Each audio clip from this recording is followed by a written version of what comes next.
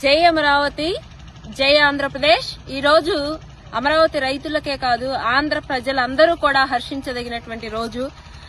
అమరావతి మహిళలుగా మేమైతే హర్షాతిరేకాలతో నిజంగా ఆ రోజు జగన్మోహన్ రెడ్డి బాధలు పెట్టినప్పుడు కన్నీళ్లు పర్యంతం అయితే ఈ రోజు కళ్లల్లో ఆనంద బాష్పాలు వస్తున్నాయి. సువర్ణాక్షరాలతో అమరావతికి శాశ్వత విముక్తి కలిగినటువంటి రోజుగా ఈ రోజుని చెప్పుకోవచ్చు. ఎందుకంటే 1631 రోజుల పాటు మేము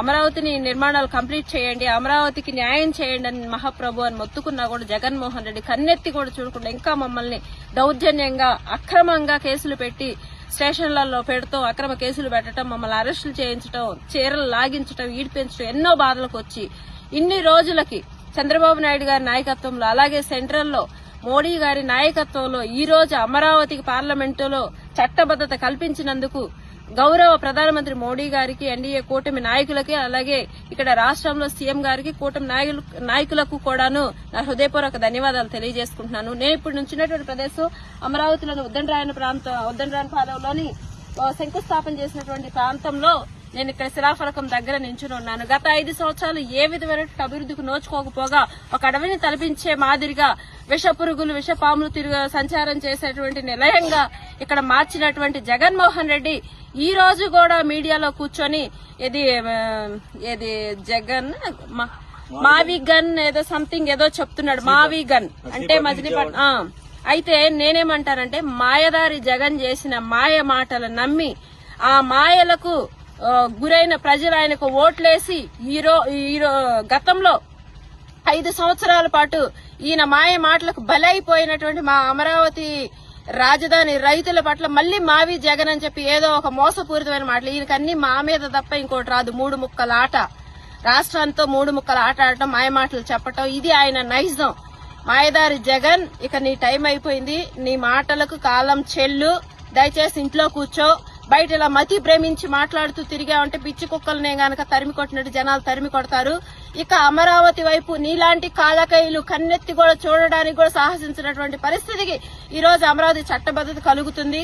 కాబట్టి ఇప్పటికైనా కనువిప్పు కలిగితే నీకు ఏమాత్రం అమరావతికి జరుగుతున్నటువంటి అమరావతి ప్రాంతంలో జరుగుతున్న అభివృద్ధిని చూసి హర్షించు, వీలైతే స్వాగతించు, లేదంటే ఇంట్లో కూర్చో. అంతేగాని అమరావతి అజరామరంగా వెలగబోతుంది. అమరావతి ఒక అద్భుతమైన నగరంగా తీర్చిదిద్దబడుతుంది.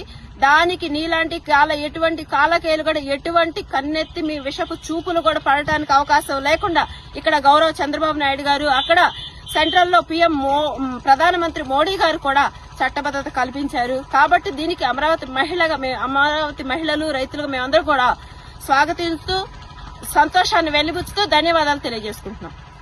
రేపు జరగబోయే రాజ్యసభలో కూడా ఈ బిల్లు పాస్ అయితే ఈ ప్రజా రాజధానిని కదిలించే విధానమే లేదు అనే భావనలో నేనున్నా. అంటే 3 రాజధానులు ఈజీగానే చెప్పాడు.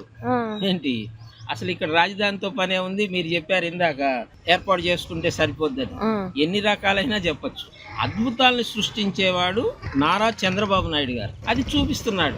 5 సంవత్సరాల కాలంలో ఆయన పాలనలో ఒక్కరోజైనా మీరు ఏంటి రోడ్డు మీదకి వచ్చి ఇన్ని 100 రోజులు 1600 రోజులు సుమారు రోడ్డు మీదకి వస్తే మీ సమస్య ఏంటి అని అడిగిన దాఖలా ఎక్కడైనా ఉందా? లేదు కదా.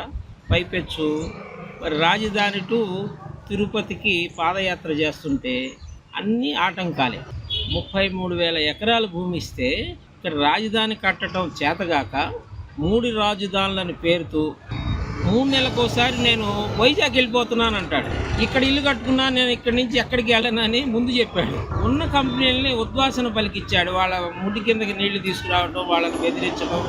అభివృద్ధి అన్నది తిరోగమనం పట్టింది ఎప్పుడో. ఇప్పుడు ఈ 20 నెలలు 21 నెలల నుంచి అద్భుతమైన రాత్రిని పగలుగా చూపిస్తూ వివిధ కంపెనీలు కావచ్చు, బ్యాంకులు నిర్మాణానికి కావచ్చు, ఈ జిల్లాలు అన్నీ అభివృద్ధి కావాలనే కాంక్షతో మరి కూటమి ప్రభుత్వం చంద్రబాబు నాయుడు గారు కావచ్చు, మన ఉప ముఖ్యమంత్రి పవన్ కళ్యాణ్ గారు కావచ్చు, విశేషంగా లోకేష్ గారు కావచ్చు, విశేష కృషి చేస్తూ దేశ విదేశాల నుంచి కంపెనీలను తీసుకురావడమే కాకుండా ఇక్కడ అభివృద్ధి ధ్యేయంగా పనిచేస్తున్నది మనం అందరం కళ్ళారా చూస్తూనే ఉన్నాం. ప్రజా రాజధాని అమరావతి.